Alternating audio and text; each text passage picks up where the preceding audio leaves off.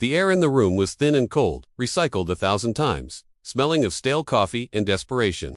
It was late, past midnight, and the fluorescent lights in the Tallahassee Sheriff's Department hummed a low, mournful dirge. Special Agent Bill Hagmaier, a young, sharp-featured man from the FBI's Behavioral Science Unit, felt the weight of the hour in his bones. He was about to walk into a room with the devil, and the devil was going to offer him a cup of coffee. The door clicked open, and there he was. Not a monster from a nightmare, but a man, clean-cut, handsome even, with a disarming smile that didn't quite reach his intelligent, calculating eyes. Ted Bundy. He was shackled, the chains around his ankles and wrists clinking a soft, metallic rhythm with every step, a sound that would become the soundtrack to hundreds of hours of conversation. Bill Bundy said, his voice calm, almost friendly. "I was hoping we could talk." Hagmaier just nodded, his throat tight. This wasn't an interrogation room. It was a small, borrowed office, a desk between them.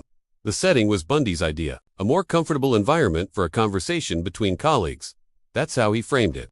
And that was the first trap. Hagmaier's mission was not to solve a single crime. The state of Florida was already building the case that would send Bundy to the electric chair for the Chi Omega murders. His mission, handed down from the labyrinthine corridors of the FBI Academy in Quantico, was to understand, to climb inside the mind of a predator who had haunted the American landscape for the better part of a decade, leaving a trail of vanished women and broken families from Washington to Florida. The file on Theodore Robert Bundy was a monument to chaos. It was a sprawling, disorganized mess of over 10,000 tips, hundreds of potential victims, and a dozen different police jurisdictions that had, for years, talked past each other. The FBI's job was to bring order to that chaos, to create a profile so precise it could be used to close cold cases and identify unknown victims. And the only one who held the keys was the killer himself. The early conversations were a delicate, macabre dance.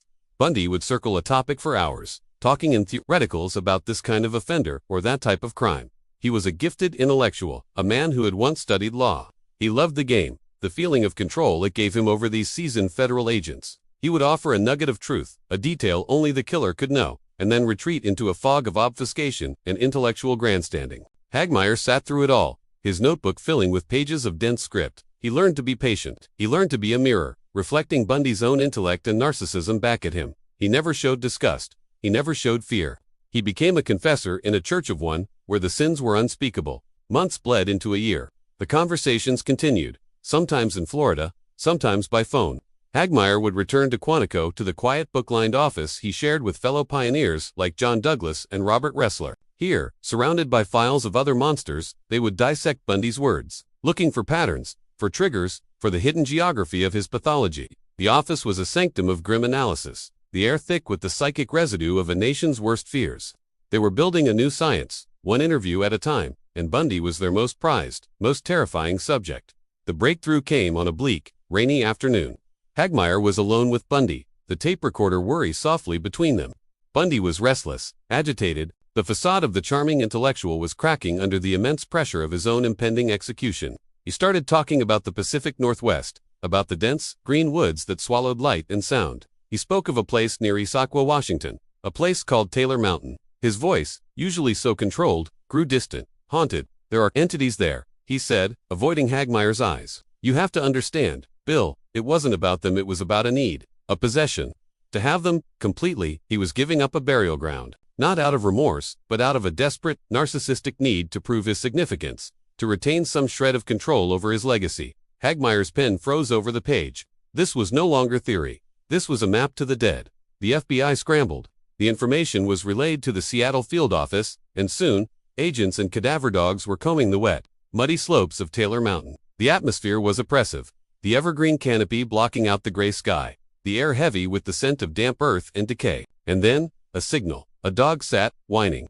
The agents moved in carefully, brushing away layers of pine needles and a fragment of bone, bleached white. Then another, a jawbone. The remains of at least 3 young women were recovered from that mountainside. Women like Brenda Ball and Susan Reincourt, who had vanished from the face of the earth years before, their families trapped in a purgatory of not knowing. In Quantico, when the call came in, Hagmaier felt a cold satisfaction, immediately followed by a wave of profound sorrow. He had used the devil as a tool, and it had worked. But Bundy was not finished.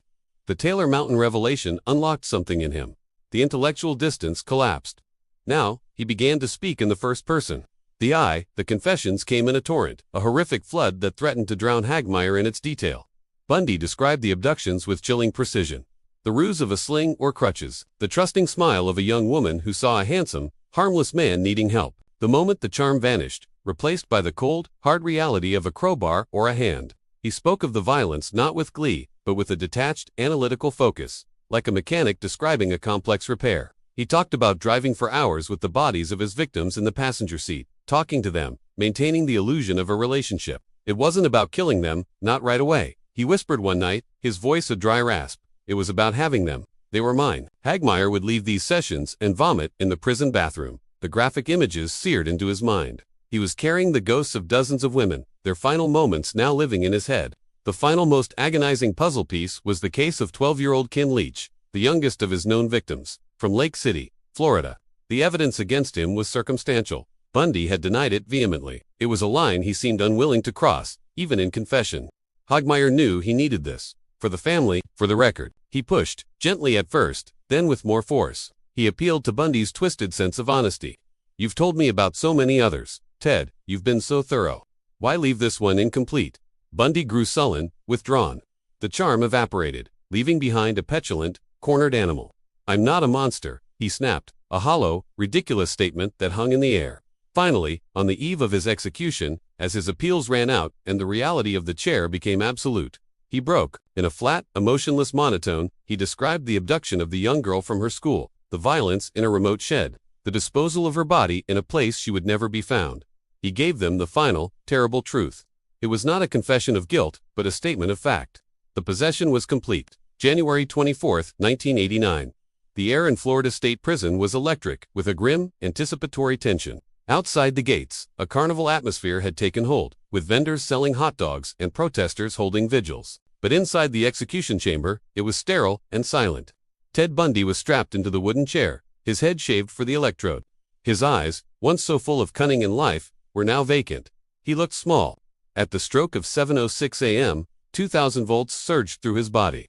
In a quiet office in Quantico, Bill Hagmaier sat alone in the dark. He did not feel triumph. He did not feel closure. He felt the weight of all those souls, their stories now forever a part of him. The charming killer was gone, but the hunt was not over. The files remained, a permanent, chilling testament.